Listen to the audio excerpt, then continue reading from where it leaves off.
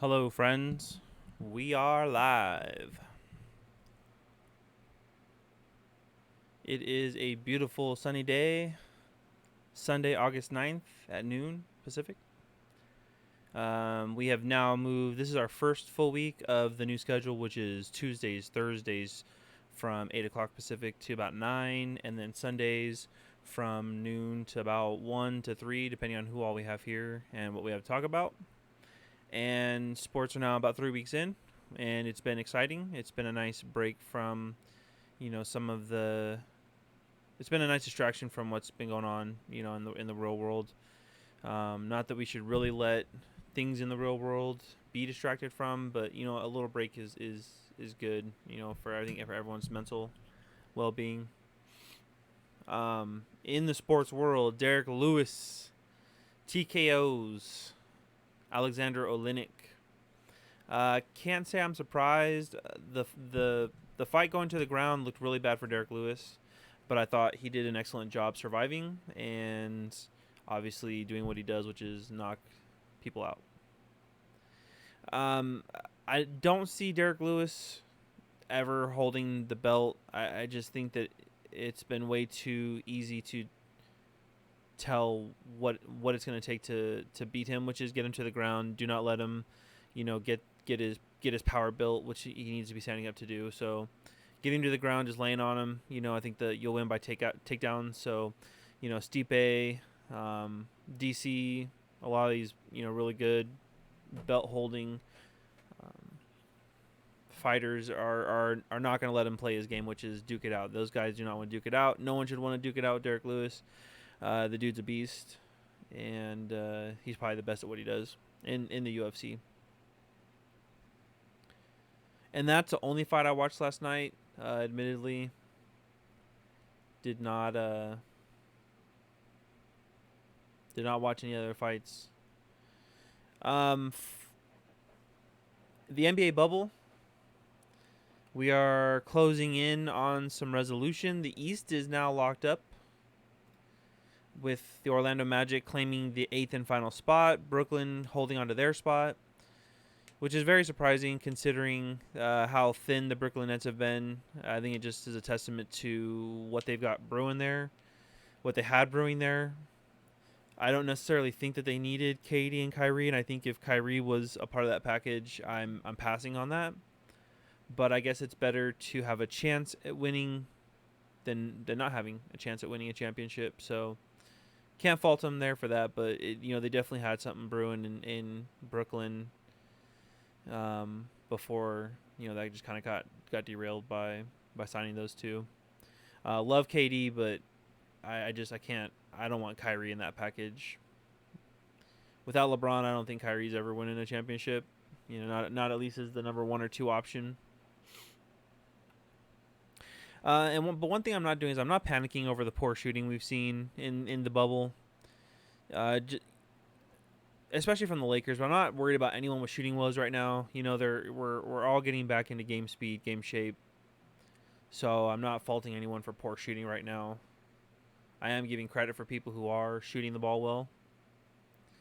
Because it's either a testament to just being natural shooters or how in shape they decided to keep themselves during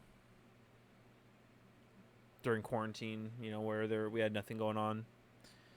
In the West, things are a little less clear, with Sacramento and New Orleans and San Antonio really being out of it. I can't see either of those 3 teams gaining some momentum to catch either the Trailblazers or the Suns, let alone the Grizzlies. So I'm just going to go ahead and tell them they can pack their bags and leave the bubble, make some room. Because it is really a 3-man race between Memphis. Can they hold on to that last playoff spot? Portland, can they stay hot? And Phoenix, can they stay hot? And is anyone hotter than Phoenix right now? Absolutely not. 5-0 in the bubble. That's definitely a talented team that can score. And right now is when you need scoring because defenses have not been up to par.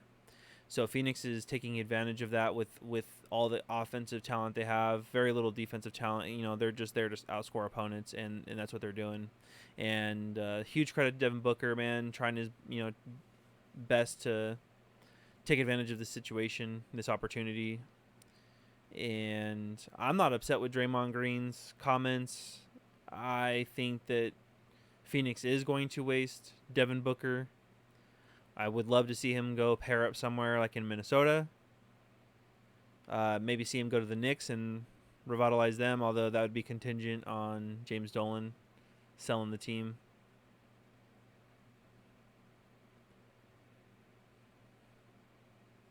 $50,000 to Draymond Green for tampering. I don't think Draymond's worried about it. I think he'll gladly pay that $50,000. I gladly pay that $50,000 to say what he said. That Phoenix organization, from passing on Luka Doncic to lack of player development. I'm a big Monty Williams supporter, but Monty Williams is not leading that team to a championship. Monty Williams is a really good assistant, but he's not leading that team to a championship. Not now, not never. And with the Lakers shooting woes, not concerned. They don't have a ton of shooting depth. Danny Green has not been the player he once was. I don't know if that's a fit issue. Does he fit? Does he gel with the Lakers? I think it's very obvious Kyle Kuzma's not gelling there, even though I think it's too early to pull the plug there. I'd really love to see Kyle Kuzma pop off this offseason and solidify himself as the number 3 there. Although, the better he does, maybe the more valuable he is in a Zach LaVine or Bradley Beal trade. So, if you don't want to get traded, Kyle, you want to stay in LA, man, you better start stinking it up somewhere. With the Lakers, anytime you've got LeBron, I mean, it's a great equalizer to any issue your team might have. The Cavaliers of the past had some 3-point shooting woes, and LeBron still carried, those garbage bags to the playoffs and to the championship many, many times. So, I'm not as concerned as I would be if they didn't have LeBron. I think LeBron is very Jack Morris-esque. Jack Morris, he gave him a 2-run lead. He made sure he only give up 1 run. You need LeBron to score 34. He's gonna score you 34. So, I can't bet against LeBron. The bulldog in him. His teams are never gonna be completely out of it. I'd be very surprised if we ever saw another 4-1 sweep, 4-0 sweep against a LeBron James team. Until he's an old man. I'd really love for us to chill with these young players coming up. The trendy thing right now is to telling people, "Oh, chill out on Zion Williamson," and I mean that's a no-brainer. But with all these young stars, I'd like to remind people that Michael Jordan was not the Michael Jordan we know now overnight. Michael Jordan was drafted in 1984, and he did not make his first finals appearance until 1991. 7 years. He had 7 years of getting his ass kicked, and his team, credit to that GM, of assembling a dynasty. And LeBron James, drafted in 2003, made his first finals appearance in the 2006-2007 season. So 3 years in, he's made his first finals appearance and got crushed by the San Antonio Spurs, the vastly superior San Antonio Spurs. So, not only did LeBron carry his garbage bags to the NBA Finals his 3rd year in, but by the time he got there, the team had done nothing to build anything sustainable. And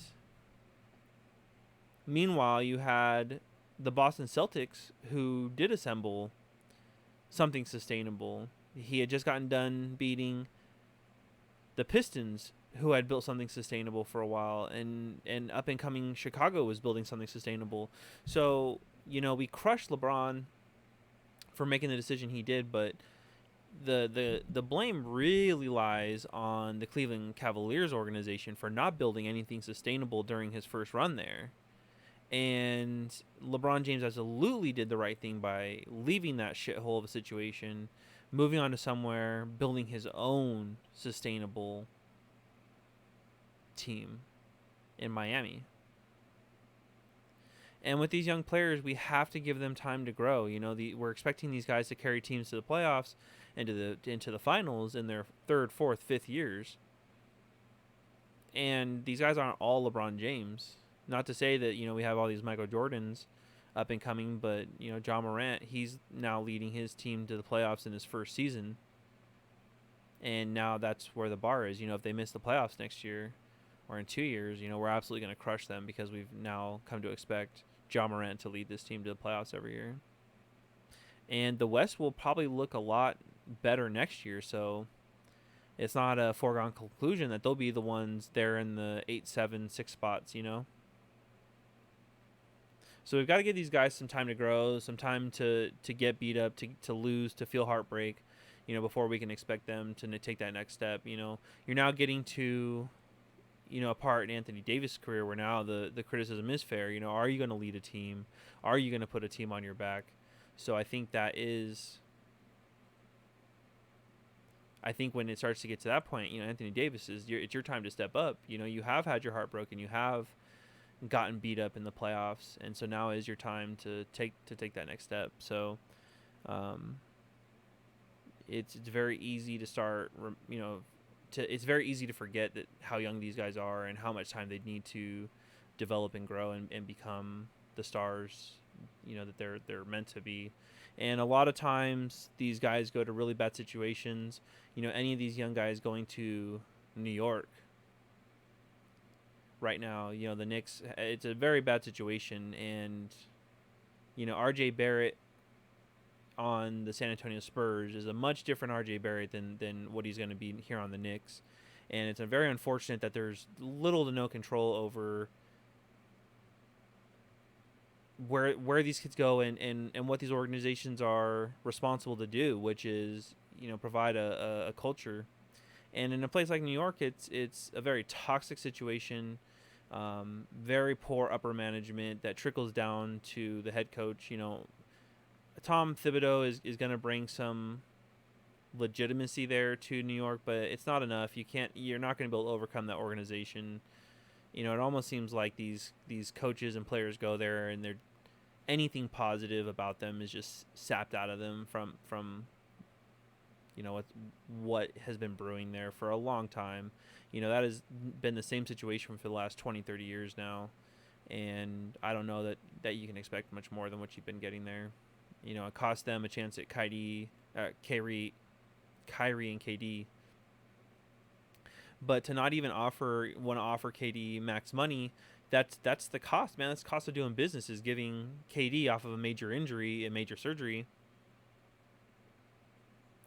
That's cost of doing business, is offering him a max. And if it doesn't work out, he doesn't play another game for you. You had to take that chance because you're not drafting players, and the ones that you have drafted and developed, you've traded now. Trey Burke, Kristaps Porzingis, and Tim Hardaway Jr. were all traded last year for Dennis Smith Jr. and some spare parts, and that will be one of the most lopsided trades in NBA history when it's all said and done, for sure.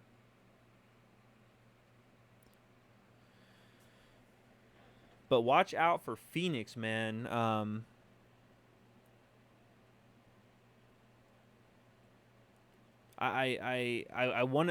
super excited to see them try and snag that last spot. I really do think they will be the team to snag that last spot, even though I think Portland is the better team, top to bottom. I just get this feeling that Phoenix is just gonna ride this hot streak into snagging that last spot.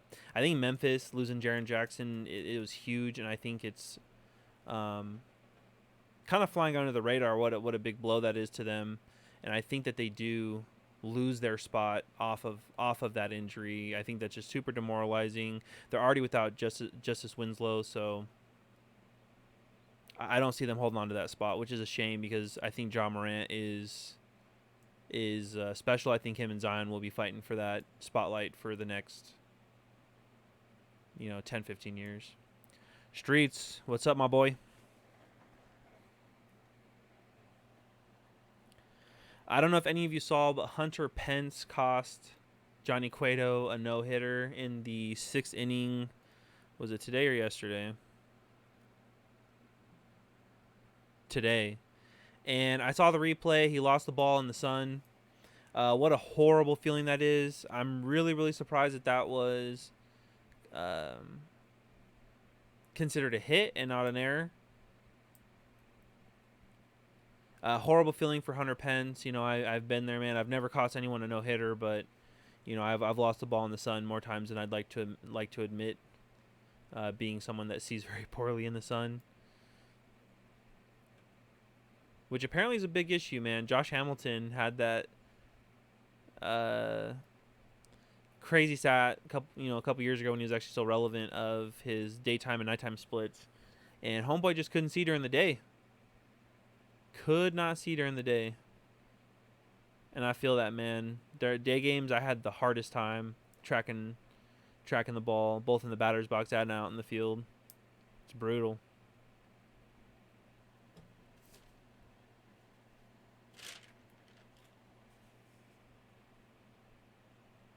Mofo Blade 89, welcome. I wonder how many followers we're at. At 100 followers on Twitch, we are giving away a hat from Lids, your choice, your favorite team.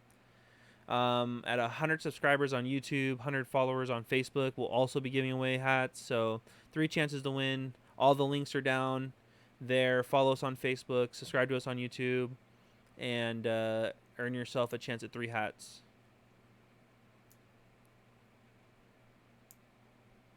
Esports news. We got some good games today, if I'm not mistaken, in the LCS at least.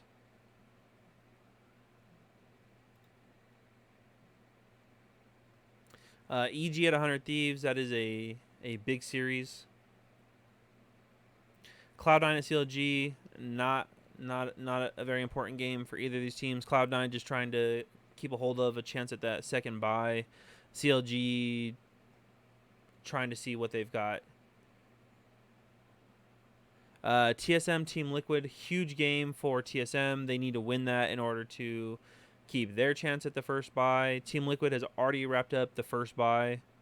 Kudos to them. They do look right now like the best team in the league. Cloud9, I think we all believe, is the best team in the league, but Team Liquid definitely playing like the best team in the league right now. TSM, they've looked really, really hot these last 2 weekends, but is at fool's gold. I think Treats is the real deal. I think he brings a big boost to that team, especially because he seems to be a more aggressive presence. And that's what they need. If Doublelift is going to keep inting, then at least he's got a support by him that's going to be right next to him, inting with him. And then FlyQuest and Immortals. FlyQuest is just looking to stay strong going into playoffs. Immortals trying to make playoffs. I don't think Immortals wins that game. Not a snowflake's chance in hell.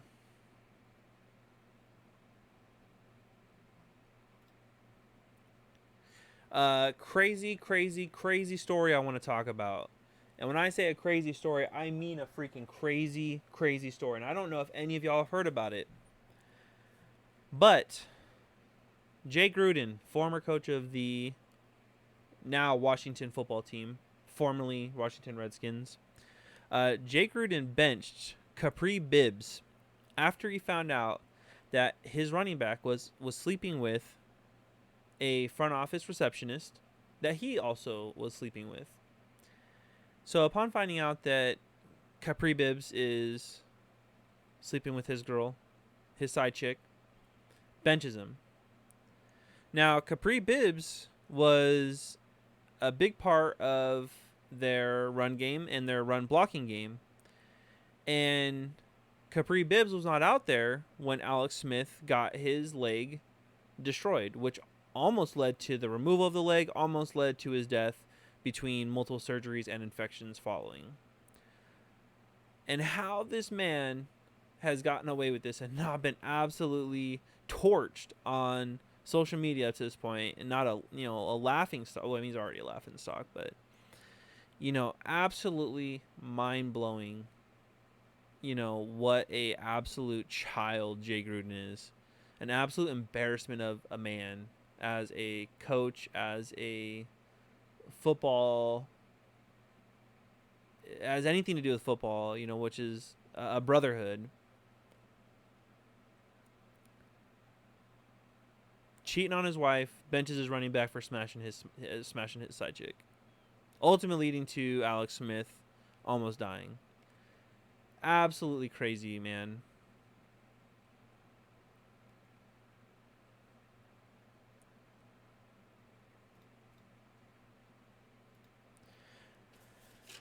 Um, Baseball has been going pretty swimmingly, I'd say.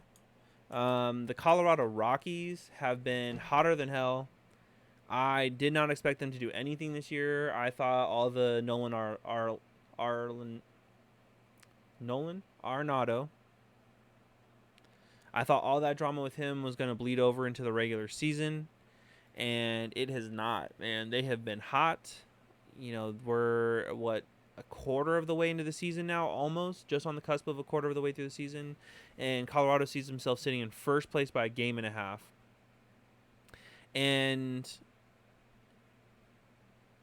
did not expect that. The Miami Marlins, in their 9 games based on win percentage, are in first place in the East. I do not expect that to stay that way. The only possible way I could see them snagging a playoff spot is if, just by virtue of not playing enough games, that they didn't have enough time to be exposed for being a quadruple A minor league team, essentially.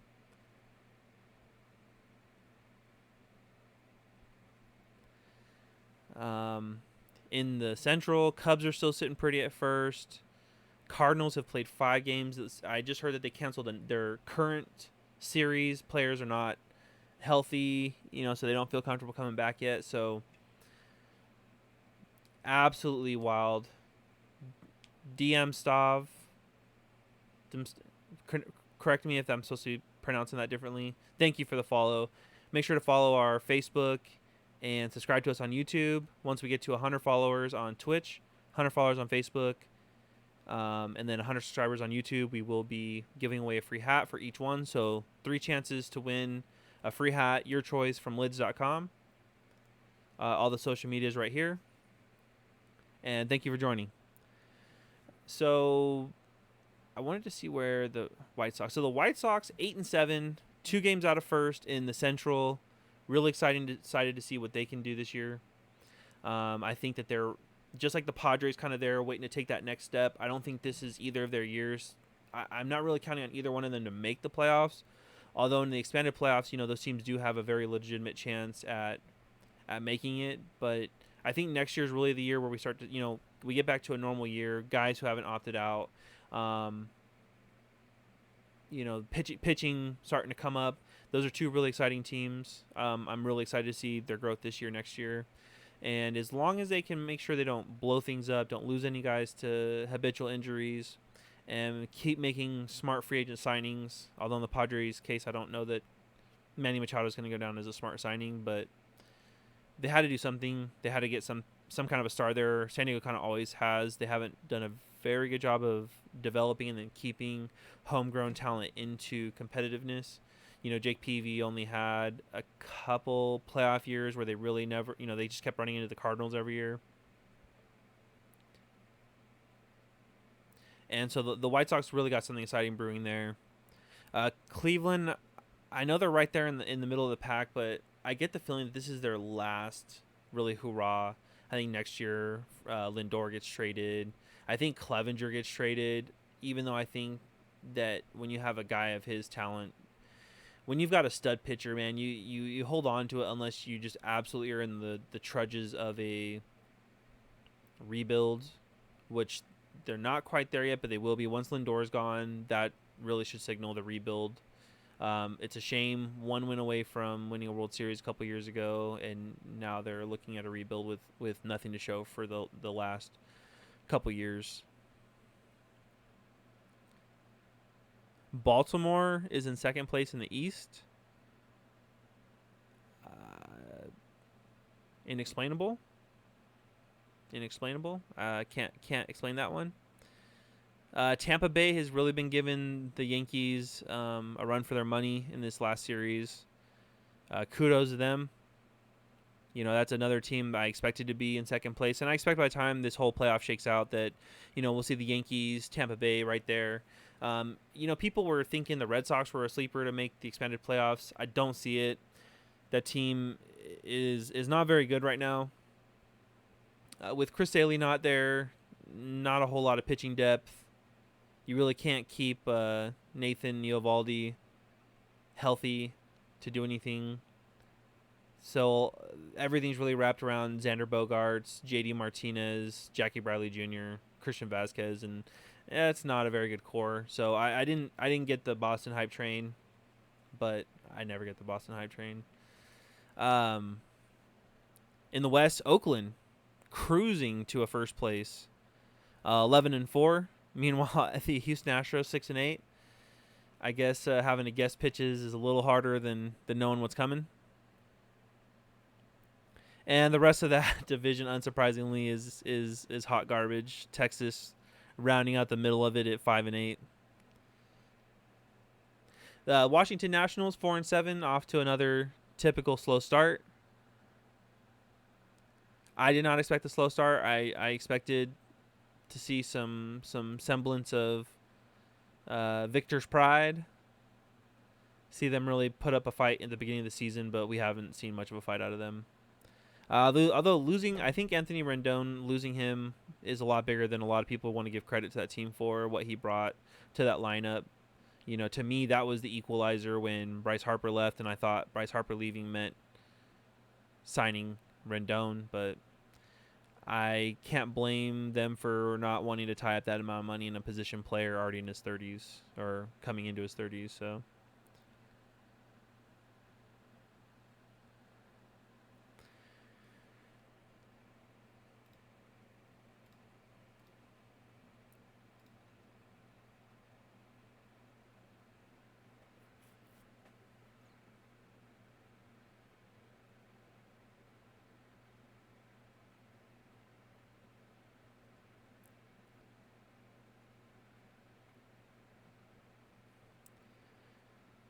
Oh, let's see. Oklahoma City beat Washington today. Chris Paul, man. I know people finally are starting to wake up and recognize Chris Paul and how he's not an MVP candidate. To me, the MVP race this year was Giannis, LeBron, and Chris Paul. What Chris Paul has done in Oklahoma City is absolutely incredible. And I really think there's some merit to Chris Paul going to LA, the Lakers. I think taking the load off of LeBron would be huge. I think what Chris Paul and LeBron could do for a young team, and not only that, a team full of pieces. I think Chris Paul is the glue that puts those pieces together, whereas LeBron... I don't think LeBron's ever gotten the most out of pieces. He's, given a lot to those pieces, but he hasn't gotten the most out of them. And Chris Paul seems to be the one that gets the most out of absolutely everyone. And to have that type of facilitator and floor general is, there's value. You can define the value, but it almost feels invaluable. So I fully expect if the Lakers strike out on everything else to circle around to Chris Paul. I think Kuzma and unloading some contracts could get the deal done with Oklahoma City. But I think that there are other packages out there. I think what New York might have to offer to get Chris Paul.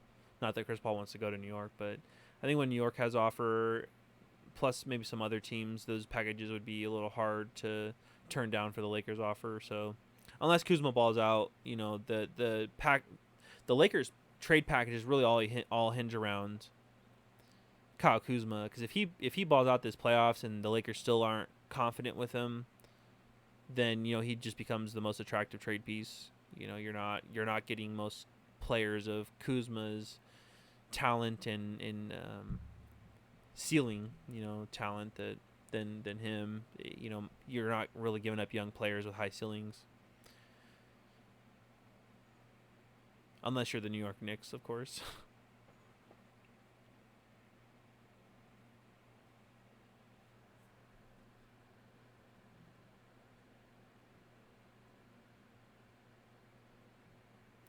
Yankees and Rays locked up 3-3 at the end of 7. Oh wow, San Diego and Arizona start up in about a half hour. Pretty excited to tune into that.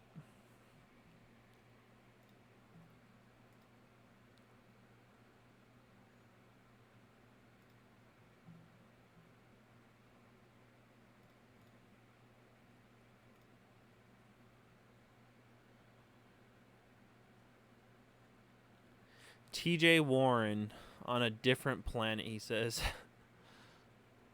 Yeah, TJ Warren, bubble TJ Warren will be one of the long-lasting memes we'll have for a while. I don't think anyone ever expected TJ Warren to score, what was it, 115 points in 3 games. Absolutely balling out, but look out for the Pacers, man. If TJ Warren rides his hot streak with Victor Oladipo and Bogdanovich, they've got a chance to definitely make a run.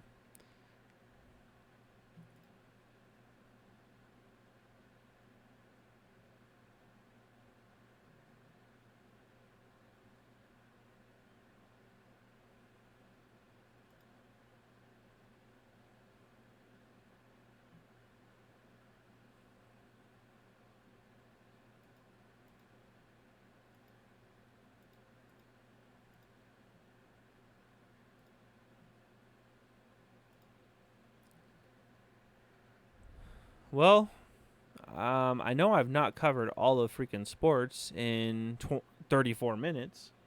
Jay Styles, thank you for the follow, good sir. Make sure to follow us on Facebook and subscribe to us on YouTube. Links are down below. We're doing 3 different follower giveaways for hats. At 100 followers each, we'll be giving away your choice of a hat from lids.com. Get your favorite team. Get you a Kansas City Chiefs and New York Yankees, perhaps, hat. Tell your friends. Maybe get them a hat too.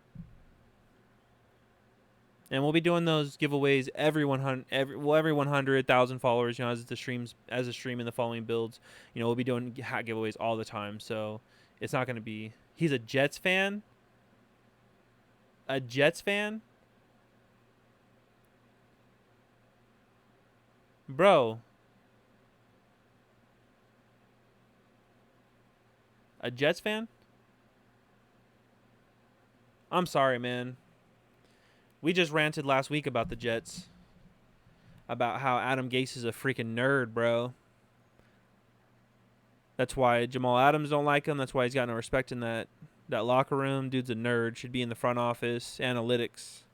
Dude's a genius. Don't get me wrong, man. I'm sure he's smart in hell, but he's definitely doing coke, and he's definitely a fucking nerd. Good, man, because I'm telling you, with Adam Gase at the helm, that whole rebuild is going to be fucking a wash.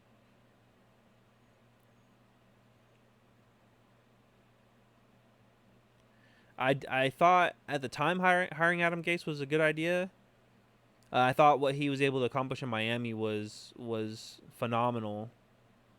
But he went to the Jets and I mean, it's very obvious he's doing some sort of fucking drugs or an alien took over his body after watching that first interview, the introductory conference.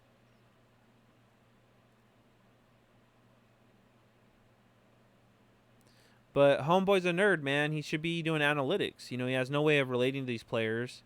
He's definitely socially awkward.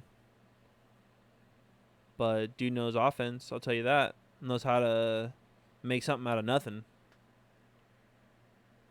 As the football season gets closer, I want to start doing some ranking lists because I've been seeing everyone doing rankings. And holy moly, do people not know how to do rankings. When Pat Mahomes is the 4th best player in all of football, you're smoking crack, man. When Carson Wentz is not in your top 5 players in the NFL, you're smoking crack, man. When Keenan Allen is not a top 3 wide receiver, you're smoking crack, man. So all these rankings are absolutely garbage. Top quarterback, top wide receivers, top teams, top coaches, all garbage. All these rankings that have Richard Sherman as a top 5 corner, garbage. Richard Sherman is not a top 5 corner. Don't at me. Actually, you please at me so I can set you straight. He is not a top 5 DB. I guarantee you put any player poll out there and other players would not put Richard Sherman as a top 5 corner. No one is afraid of one-on-one coverage from Richard Sherman. That 49ers defensive scheme plays to Richard Sherman's strength, which is cover. He's a cover corner. He's not a man-to-man cover corner. So we'll do some rankings. I'd love to get people's opinions. Here, I love hearing rankings. That's the thing. I love hearing people's rankings so I can immediately judge you.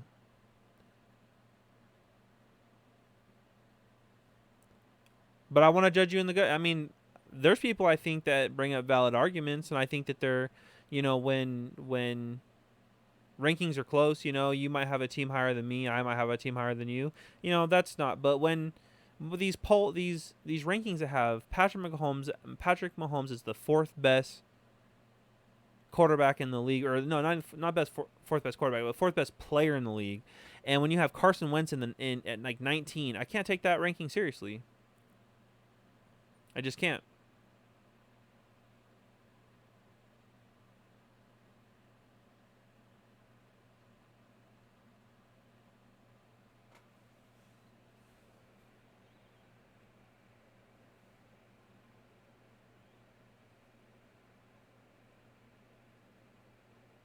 I definitely think the Cowboys crash and burn this year. I think Mike McCarthy wants his own quarterback. I don't think he's going to play to Dak Prescott's strengths.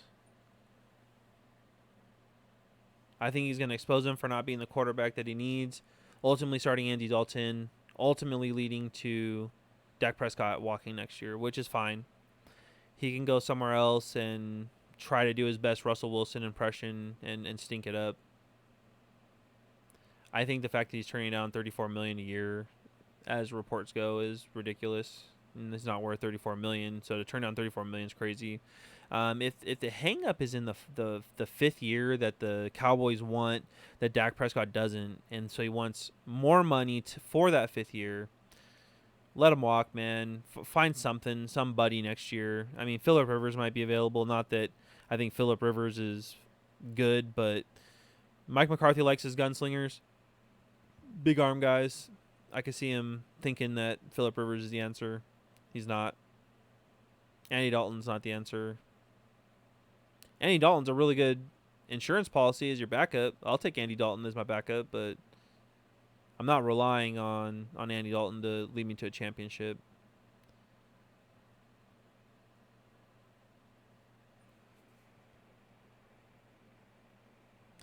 Some of the opt-outs have been interesting. There's a lot of players opting out. Word is that the Chiefs' 3rd round draft pick, offensive lineman who they were going to be playing at guard, but in the future is probably going to be playing tackle, he opted out, and that was after one of their interior linemen already opted out, so that leaves them really thin on the line. I don't think you can overstate how important the offensive line is going to be in the AFC this year, because there is a ton of pass rushers. Every good team has a really good pass rusher. Even the bad teams have them.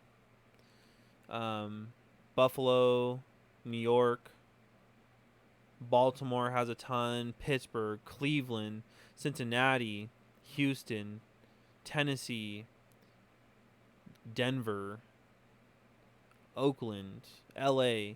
Every one of those teams have pass rushers, and so now you're thin on the line. I think it's really going to make Patrick Mahomes' life difficult. I still think he makes it to the AFC Championship game at least. I don't know that he wins that game. I'd really love to say Baltimore wins the AFC Championship game this year, but I think Baltimore loses their first playoff game again this year, depending on the matchup. They might get a cake matchup, depending on that last seed and depending on if they lock up the first seed. But I don't see them being any different this year with the same coaching staff, the same team. But it'd be really nice to see Lamar Jackson take the next step, even if it's just making it if winning that first game, making it to the AFC Championship game. I think making it to the Super Bowl would do wonders. Even if they lost it, just coming back again next year even hungrier. Knowing that they were right there on the cusp. The NFC, while the superior conference is very, very top heavy, I just don't see.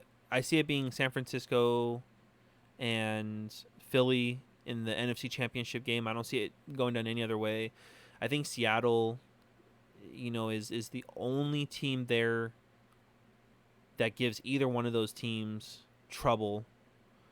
But it's really the Russell Wilson show. I think Seattle is in for a really dark couple years after this year of really not hitting on any homegrown talent, trading a lot of future assets for Jamal Adams. They are right there looking at the edge of something really dark. So making some noise this year, making a run this year is huge for them. Minnesota, while good, to me, they're that team. Kirk Cousins is the reason why. If Kirk Cousins and the Minnesota Vikings are over in the AFC, I think that's a much different story. But in the NFC, I don't think they got the firepower, man. Not to deal with San Francisco's three-headed attack from the backfield, to deal with Carson Wentz in Philadelphia, which has got to be. They've got to have a better wide receiving core this year. They have to. It'd be impossible to have a worse wide receiving core than they had last year. So, that's my NFL preview a month ahead of padded practice. I think we've now passed the opt-out deadline, although I don't know how much that, what that means really, because we just had Jonas Cespedes opt out mid-season.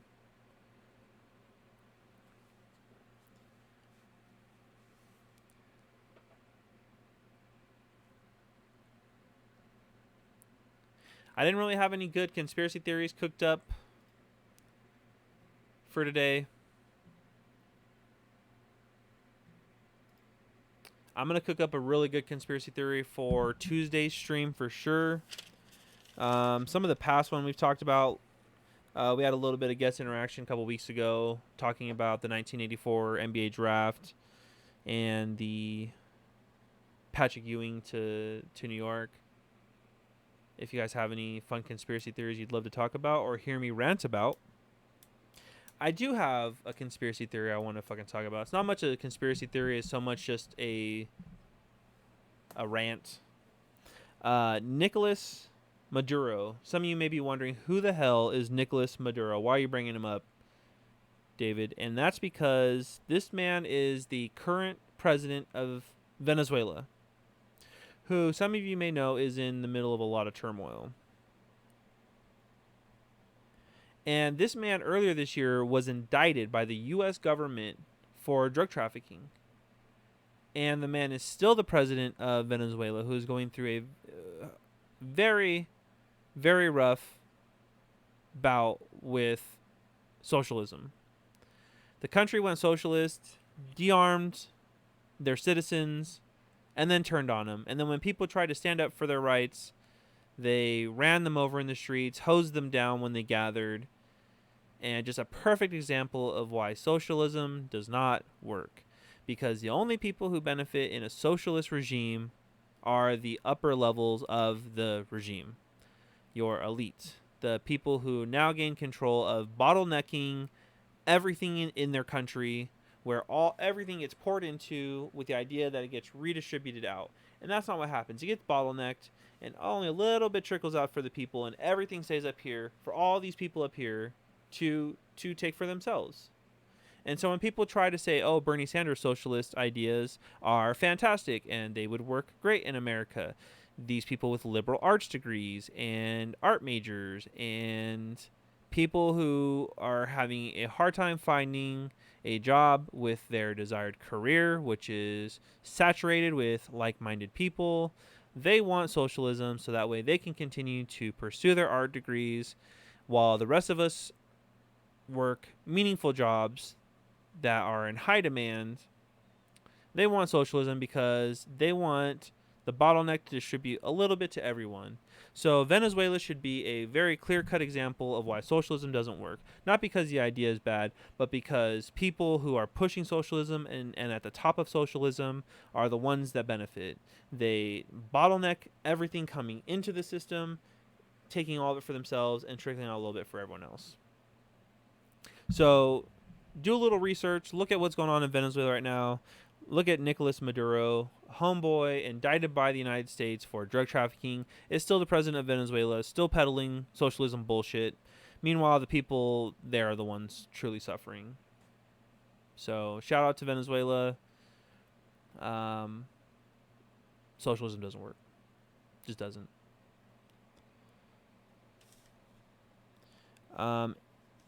On the topic of masks, I do not think that masks are a diabolical plot for control.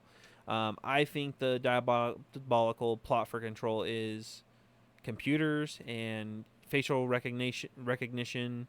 That's the future. Your face will, if you commit a crime and they're looking for you, they'll literally just type into their database, when was the last time your face was shown on camera, a street a traffic camera, or a cameras outside of businesses that they'll be able to tap into. That is the future. I don't think this mask mandate is part of something bigger. I do think that a little bit of it is fear and fear appeasement. There are a lot of people that are afraid of the coronavirus, so pushing the mask mandate, I think, is just really a band-aid fix to fear. So if you're wondering what my view on masks were, that's my view. I don't think it's a big deal. I don't really think that it's necessary for all of us to treat each other like shit over wearing it or not wearing it. If you feel safer wearing it, go for it. But just like to clarify, because you wore your mask, it does not mean that you're not going to catch it. It means that if you have it, you're less likely to spread it because the mask would reduce the amount of droplets you're producing when you talk. If you don't think you spit when you talk, think back to the last time you spit when you talk, because you do. We all do it. We get excited. We spit, and it's natural. When you're talking, stuff's coming out. When you're breathing, coughing, stuff's coming out. So don't think because you're wearing a mask you're not going to catch it. Don't think because someone's wearing a mask that you don't have to. The idea isn't that they're protecting themselves. It's they're protecting you. So the least you can do, follow the rules for the time being. Wear it. There's no proof that it's hazardous to your health yet. So let's just do our parts, which is stay calm, wear a mask, wear your ass to. If you're outside, social distanced, don't fucking worry about it. I don't think this is some sort of fascist or socialist or communist mandate. Let's just all wear a mask, get the shit over with, move on with our lives. Next year, I'll joke about it while we're at the lake, drinking a cold one.